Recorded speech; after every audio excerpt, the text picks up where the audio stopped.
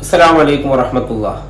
ഇന്നൽ ഹംദലില്ലാഹി വൽ ആഖിബത്തു ലിൽ മുത്തഖീൻ വസ്സലാത്തു വസ്സലാമു അലാ അഷ്റഫിൽ മുർസലീൻ വഅലാ ആലിഹി വസഹ്ബിഹി അജ്മഈൻ. ഇനി ദുൽഹജ്ജ് 10 മുതൽ 13 വരെയുള്ള ദിവസങ്ങളിൽ നടത്തേണ്ട കർമ്മങ്ങളെക്കുറിച്ചും അത് കഴിഞ്ഞ് മദീന യാത്ര ആരംഭിക്കുന്നത് വരെയുള്ള കാര്യങ്ങളാണ് ഈ എപ്പിസോഡിൽ ഞാൻ പറയാൻ ഉദ്ദേശിക്കുന്നത്. ദുൽഹജ്ജ് 10-ന് സുബഹി നമസ്കരിച്ചതിന് ശേഷം നമ്മൾ മുസ്ദലിഫയിൽ നിന്ന് നമ്മളുടെ ടെന്റിലെത്തി. നമ്മൾക്ക് അറിയിപ്പ് കിട്ടുന്നതിനനുസരിച്ച് നമ്മൾ ടെന്റിൽ നിന്ന് കല്ലെറിയാൻ വേണ്ടി പോവുക. അറിയിപ്പ് ഇപ്പോൾ ദുൽഹജ്ജ് 10-ന് നമ്മൾ എറിയുന്നത് ഏറ്റവും അഫ്ളല് ളുഹറിന് മുമ്പാണ്. എങ്കിലും അവിടുത്തെ തിരക്ക് ക്രമീകരിക്കുന്നതിന് വേണ്ടിയിട്ട് ചിലപ്പോൾ ദുൽഹജ്ജ് 10-ന് ഉച്ചയ്ക്ക് ശേഷമായിരിക്കും നമ്മൾക്ക് സമയം അനുവദിക്കുക. അപ്പോൾ നമ്മൾക്ക് അറിയിപ്പ് കിട്ടുന്നതിനനുസരിച്ച് മാത്രം ജംറയിലേക്ക് പോവുക. 7 കല്ലുകൾ മൂന്നാമത്തെ ജംറത്തുൽ അഖബയിലാണ്. അതായത് മിനയിൽ നിന്ന് മക്കയുടെ നേരെ പോകുമ്പോൾ 1-ാമത്തെ ജംറ, 2-ാമത്തെ ജംറ, അത് കഴിഞ്ഞ് 3-ാമത്തെ ജംറയിൽ മാത്രമേ അന്ന് കല്ലെറിയേണ്ടതുള്ളൂ. ആ 7 ചെറിയ കടലമണി പോലെയുള്ള വലിപ്പമുള്ള കല്ലുകൾ നമ്മൾ ജസ്റ്റ് ഒന്ന് എറിയുക. ആ എറിയുന്ന സമയത്ത് നമ്മൾ പിശാച്ചിനെ എന്നതിന്റെ പ്രതീകമായിട്ടാണ് ചെയ്യുന്നത്. അപ്പോൾ നമ്മളുടെ മനസ്സിലുണ്ടാകേണ്ട ചിന്ത, നമ്മളുടെയൊക്കെ മനസ്സിൽ ധാരാളം പിശാച്ചുകൾ കുടിയേറി പാർത്തിട്ടുണ്ട്. അതൊക്കെ മനസ്സിൽ നിന്ന് ഒഴിവാക്കണമെന്ന് പടച്ചവനോട് പ്രാർത്ഥിച്ചു കൊണ്ടായിരിക്കണം നമ്മളുടെ ഏറ് നടത്തേണ്ടത്. നമ്മളുടെ ചിന്ത ഹജ്ജിന്റെ ഭാഗമായിട്ടുള്ള കല്ലെറിയലാണ്. കൂട്ടത്തില് ഈ ചിന്തയും നമ്മളുടെ മനസ്സിൽ ഉണ്ടായിരിക്കണമെന്ന് ഉണർത്തുകയാണ്. അത് കഴിഞ്ഞ് നമുക്ക് അന്ന് ചെയ്യാനുള്ളത് അറവ് നടത്തുക, പരികർമ്മം നടത്തുക എന്നുള്ളതാണ്. അതിനുവേണ്ടി നേരത്തെ IDB ഏൽപ്പിച്ച ഇസ്ലാമിക് ഡെവലപ്മെന്റ് ബാങ്കിനെ ഉത്തരവാദിത്വം ഏൽപ്പിച്ച ആളുകളെ സംബന്ധിച്ചിടത്തോളം അവരുടെ ആ കർമ്മം കഴിഞ്ഞു. അത് ഏൽപ്പിക്കുന്നതോടുകൂടി അല്ലാത്ത ആളുകൾ ഉണ്ടെങ്കിൽ, സ്വന്തമായി ബലിയിറക്കണമെന്ന് താല്പര്യമുള്ള ആളുകളാണെങ്കിൽ അതിനുള്ള ഏർപ്പാടുകൾ ചെയ്യുക. അല്ലാത്തവർ അതിനെപ്പറ്റി ചിന്തിക്കേണ്ടതില്ല. അത് ഉത്തരവാദിത്വം ഏൽപ്പിച്ച ആളുകൾ ചെയ്തുകൊള്ളും. പിന്നെ ഉള്ളത് മുടി കളയലാണ്. അതിന് അംഗീകൃത ബാർബർ ഷാപ്പുകൾ മിനയിലുടനീളമുണ്ട്. അവിടെ പോയിട്ട് പുരുഷന്മാര് മുടി കളയുക. പിന്നെ സ്ത്രീകളാണെങ്കിൽ ടെന്റിൽ പോയതിനു ശേഷം നേരത്തെ നമ്മൾ ഉംറ കഴിഞ്ഞ് മുടി മുറിച്ചതുപോലെ ഒരു വിരലിന്റെ നീളത്തിൽ ഒന്നായിട്ട് കൂട്ടിപ്പിടിച്ചിട്ട് അഗ്രഭാഗം മുറിക്കുക. അതോടുകൂടി നമ്മളുടെ ചെറിയ തഹല്ലുലായി. ഈ നമ്മൾക്ക് കുളിച്ച് വസ്ത്രം മാറുന്നതിനൊന്നും ഒരു കുഴപ്പവുമില്ല. ഇനി പിന്നെ വലിയ തഹല്ലുലാകണം എന്നുണ്ടെങ്കിൽ നമ്മൾക്ക് ഹജ്ജിൽ നിന്ന് പൂർണ്ണമായിട്ടും എല്ലാ കർമ്മങ്ങളും പൂർത്തീകരിക്കേണ്ടതുണ്ട്. അപ്പോ നമ്മൾ ഈ കർമ്മം കഴിഞ്ഞാൽ കുളിച്ച് പുതുവസ്ത്രങ്ങൾ, വേറെ വസ്ത്രങ്ങളൊക്കെ നമ്മൾക്ക് അണിയാൻ സാധിക്കും. ഇനി നമുക്ക് ചെയ്യാനുള്ളത് ഹജ്ജിന്റെ ഭാഗമായുള്ള തവാഫും സയ്യുമാണ്. അത് വേണമെങ്കിൽ അന്ന് തന്നെ പോയിട്ട് മക്കയിൽ പോയിട്ട് കഅബാലയത്തിൽ പോയിട്ട് ചെയ്യാവുന്നതാണ്. പക്ഷെ നല്ല തിരക്കനുഭവപ്പെടും. അതുകൊണ്ട് 12-നോ 13-നോ ഒക്കെ നമ്മൾക്കത് ചെയ്യാവുന്നതാണ് എന്നുകൂടി അറിയിക്കുന്നു. ഇനി ആരെങ്കിലും നമ്മളുടെ റൂമിലൊക്കെ പോയി ഫ്രഷായി വരാൻ ഉദ്ദേശിക്കുന്നുണ്ട് എങ്കിൽ അവർക്ക് പോകാവുന്നതാണ്. പക്ഷേ തിരിച്ച് രാത്രിയിൽ അവർ മിനായിൽ തന്നെ വരണം. പിന്നെ മിനായിൽ രാപ്പാർക്കേണ്ടതുണ്ട്. ഇനി ദുൽഹജ്ജ് 10 കഴിഞ്ഞ് അവിടെ മിനായിൽ രാപ്പാർത്ത് ദുൽഹജ്ജ് 11-ന് നമ്മൾ എന്ത് ചെയ്യാനുണ്ട്? നമുക്ക് 3 ജംറയിൽ കല്ലെറിയാനുണ്ട്. ഏതായി 3 ജംറകൾ? നേരത്തെ പറഞ്ഞാൽ ആദ്യത്തെ 1-ാമത്തെ ജംറ ജംറത്തുൽ ഊല, ജംറത്തുൽ ഉസ്ത, ജംറത്തുൽ അഖബ.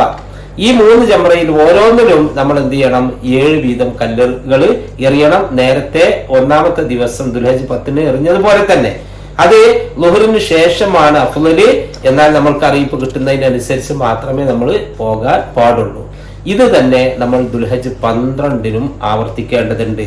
എന്തായാലും ദുൽഹജ്ജ് 10-നും 11-നും രാത്രിയിൽ നമ്മൾ മിനായിൽ തന്നെ തങ്ങണം എന്നുകൂടി ഉണർത്തുന്നു.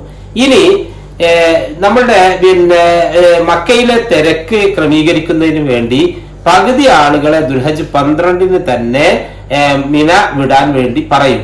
അങ്ങനെ നമ്മളോട് പറയുകയാണെങ്കിൽ നമ്മൾ നിർബന്ധമായിട്ടും അവിടെ നിന്ന് പോരണം.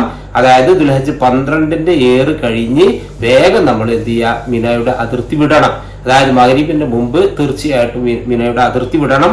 ഇല്ലെങ്കിൽ നമ്മൾ 13-നും കൂടി, അതായത് 12-ന് രാത്രി അവിടെ നിന്ന് 13-ന്റെ ഏറ് കഴിഞ്ഞിട്ടേ പോരാൻ പാടുള്ളൂ. ഏറ്റവും നല്ലത് 13-ന് ഏറ് കഴിഞ്ഞിട്ട് പോരുന്നതാണ് എന്നുകൂടി ഉണർത്തുന്നു. ഇനി നമ്മള് പിന്നെ ദുൽഹജ്ജ് 13-ന് കഴിഞ്ഞാല് മക്കയിൽ എത്തിയിട്ട് അല്ലെങ്കിൽ നമ്മുടെ താമസ സ്ഥലത്ത് എത്തിയതിനു ശേഷം തവാഫും സഅയും ചെയ്യാത്ത ആളുകൾ അത് പൂർത്തീകരിക്കുക. ഹജ്ജിന്റെ തവാഫും സഅയും നേരത്തെ തവാഫ് ചെയ്തതുപോലെ തന്നെ നമ്മൾ തവാഫ് ചെയ്യുക. 7 വട്ടം കഅബയെ ഇടതുവശത്താക്കിയിട്ട് നമ്മളുടെ പിന്നെ ഹജറുൽ അസ്വദിന്റെ അവിടെ നിന്ന് ആരംഭിച്ച് ഒരു റൗണ്ട് ആവുമ്പോഴാണ് ഒരു തവാഫ്. അങ്ങനെ 7 റൗണ്ട് പൂർത്തിയാക്കുക. അത് കഴിഞ്ഞ് ഹജ്ജിന്റെ സഅയും നമ്മൾ ചെയ്യുക. ഇതോടുകൂടി നമ്മൾ പൂർണ്ണമായിട്ടും തഹല്ലുലായി നമ്മൾക്ക് എല്ലാ ഇഹ്റാമിൽ നിരോധിച്ചിട്ടുള്ള എല്ലാ കാര്യങ്ങളും നമ്മൾക്ക് ചെയ്യാവുന്നതാണ് എന്നുകൂടി അറിയിക്കുന്നു. ഇനി അടുത്തത് നമ്മൾക്ക് അവിടെ നിന്ന് പിന്നെ ഉള്ള മദീന യാത്രയാണ്. മദീന യാത്ര എന്നാണെന്ന് വെച്ചാൽ മദീനയിൽ നമ്മൾക്ക് പൂർണ്ണമായ 8 ദിവസം കിട്ടുന്ന രീതിയിലാണ് നമ്മളെ യാത്ര ക്രമീകരിക്കുക. അതായത് നമ്മളുടെ മടക്ക യാത്ര എന്നാണോ അതിന്റെ ഏകദേശം ഒരു 10 ദിവസം മുമ്പ് നമ്മളെ മദീനയിലേക്ക് കൊണ്ടുപോകും. അപ്പോഴേ നമ്മൾക്ക് ഏകദേശം ഒരു ദിവസം അങ്ങോട്ടുള്ള യാത്രയും പിന്നെ തിരിച്ച് നാട്ടിലേക്കുള്ള യാത്രയുമായിട്ട് ഏകദേശം 10 ദിവസം നമ്മൾക്ക് കണക്കാക്കാം. അങ്ങനെ നമ്മളെ മദീനയിലേക്ക് പിന്നെ അതിനനുസരിച്ചാണ് കൊണ്ടുപോവുക. ഇപ്പൊ നമ്മൾക്ക് വിമാന ഷെഡ്യൂളുകൾ കോഴിക്കോടിൽ നിന്ന് പുറപ്പെടുന്ന ഹാജിമാരുടെ വിമാന ഷെഡ്യൂളുകൾ വന്നുകൊണ്ടിരിക്കുകയാണ്. ഏകദേശം 25-ാം തീയതി വരെയുള്ള ഷെഡ്യൂളുകൾ ഇപ്പോൾ വന്നിട്ടുണ്ട്. അതിൽ തന്നെ പൂർണ്ണമായിട്ടുണ്ടോ എന്നുള്ളത് നമ്മൾക്ക് ഉറപ്പില്ല. ചിലപ്പോ ഇനിയും 21, 22, 23, 24, 25 തീയതികളിൽ തന്നെ ഉള്ള വിമാനങ്ങളിൽ പിന്നെ ആളുകളെ ചിലപ്പോ പോരായി ഉണ്ടെങ്കിൽ, അതായത് 166 പേരെ ഉൾക്കൊള്ളുന്ന വിമാനമാണ് ഉള്ളത്. അപ്പൊ അതിന് ഫുള്ളായിട്ട് നമ്മൾക്ക് പിന്നെ ആളുകളെ ഷെഡ്യൂൾ ചെയ്തിട്ടുണ്ടാകും. അതിങ്ങനെ വന്നുകൊണ്ടിരിക്കും. വരാത്ത ആളുകൾ, ഇനിയും ഷെഡ്യൂൾ വരാത്ത ആളുകൾ ബേജാറാകേണ്ടതില്ല. തീർച്ചയായിട്ടും അടുത്ത ദിവസങ്ങളിൽ നിങ്ങൾക്കത് പിന്നെ വരും എന്നുള്ള കാര്യം കൂടി ഉണർത്തുകയാണ്.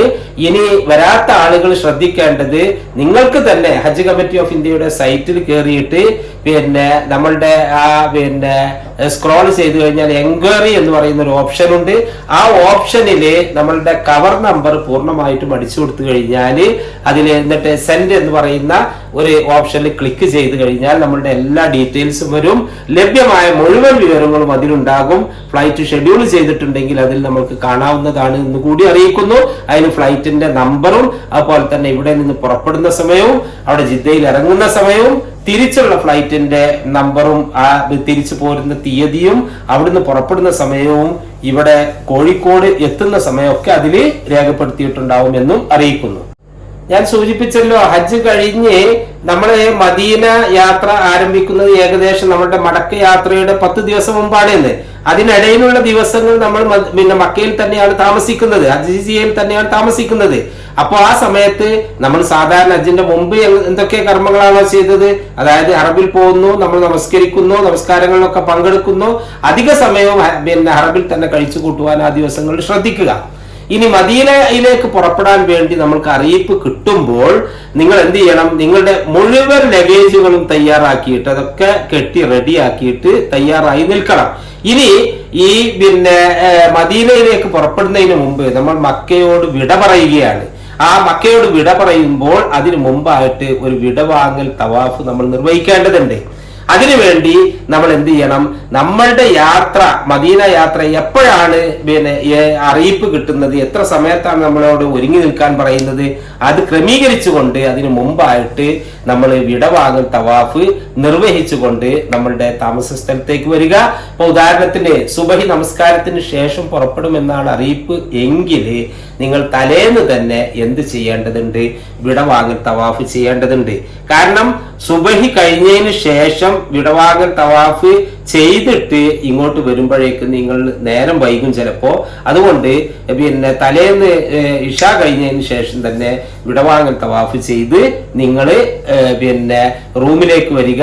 എന്നിട്ട് പിന്നെ പിറ്റേന്ന് നിങ്ങൾ നമസ്കാരം നിർവഹിക്കേണ്ടത് അവിടെ അടുത്തുള്ള പള്ളിയിലാണ്. പിന്നീട് വിടവാങ്ങൽ തവാഫ് ചെയ്തു കഴിഞ്ഞാൽ പിന്നെ ഹറമിലേക്ക് തിരിച്ച് പോകരുത് എന്ന് മാത്രം. അതായത് ഓരോ സമയത്തിനനുസരിച്ച് തന്നെ അതിന്റെ മുമ്പ് തന്നെ വിടവാങ്ങൽ തവാഫ് ചെയ്യണം എന്നർത്ഥം. നിങ്ങളുടെ ലഗേജ് ഒക്കെ റെഡിയാക്കിയിട്ട് നിങ്ങൾ റൂമിൽ തയ്യാറായി നിൽക്കുക. നിങ്ങളുടെ പിന്നെ ബിൽഡിങ്ങിന്റെ അടുത്തേക്ക് ബസ് വരും.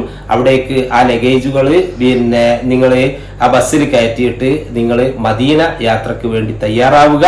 അപ്പോ ലഗേജിൽ എന്ത് ചെയ്യണം? ഹാൻഡ് ബാഗേജിൽ അല്പം ഫ്രൂട്ട്സോ ഡ്രൈ ഫ്രൂട്ട്സോ ഒക്കെ കരുതുന്നത് നല്ലതാണ്. കുറച്ച് വെള്ളം കരുതുന്നത് നല്ലതാണ്. മക്കയിൽ നിന്ന് നമ്മളെ മദീനയിലേക്ക് ഏകദേശം 450 കിലോമീറ്റർ ആണുള്ളത്. ഏകദേശം 10 മണിക്കൂർ യാത്ര ഉണ്ടാകും എന്ന് നമ്മൾക്ക് പ്രതീക്ഷിക്കേണ്ടതുണ്ട്. അതിനിടക്ക് ഈ യാത്രക്കിടക്ക് നമസ്കാരത്തിനും ഭക്ഷണം കഴിക്കാനും ഏതെങ്കിലും ഒരു സ്ഥലത്ത് നിർത്തും. അവിടെ നിന്ന് അത് നിർവഹിക്കാവുന്നതാണ്. നമ്മൾ ഉദ്ദേശിച്ച രീതിയിലുള്ള ഭക്ഷണമൊന്നും അവിടെ കിട്ടിക്കൊള്ളണമെന്നില്ല. കിട്ടുന്ന ഭക്ഷണം കഴിക്കുക, അല്ലെങ്കിൽ നമ്മൾ കരുതിയിരിക്കുന്ന ഫ്രൂട്ട്സോ മറ്റെന്തെങ്കിലും കഴിച്ച് വിശപ്പെടുക്കുക. അങ്ങനെ നമ്മള് മദീനയില് നേരെ എത്തുന്നത് നമ്മളുടെ ബിൽഡിങ്ങിലേക്കാണ്. അവിടെ മദീനയെ കുറിച്ചും അതുപോലെ തന്നെ മദീനയിൽ ചെയ്യേണ്ട കാര്യങ്ങളെ കുറിച്ചും ഇൻഷാ അല്ലാഹ് അടുത്ത എപ്പിസോഡിൽ പറയാമെന്ന് അറിയിച്ചുകൊണ്ട് ഞാൻ നിർത്തുന്നു. വാഖിർ ദഅ്വാനാ അൽഹംദുലില്ലാഹി റബ്ബിൽ ആലമീൻ. അസ്സലാമു അലൈക്കും വറഹ്മത്തുള്ളാഹി.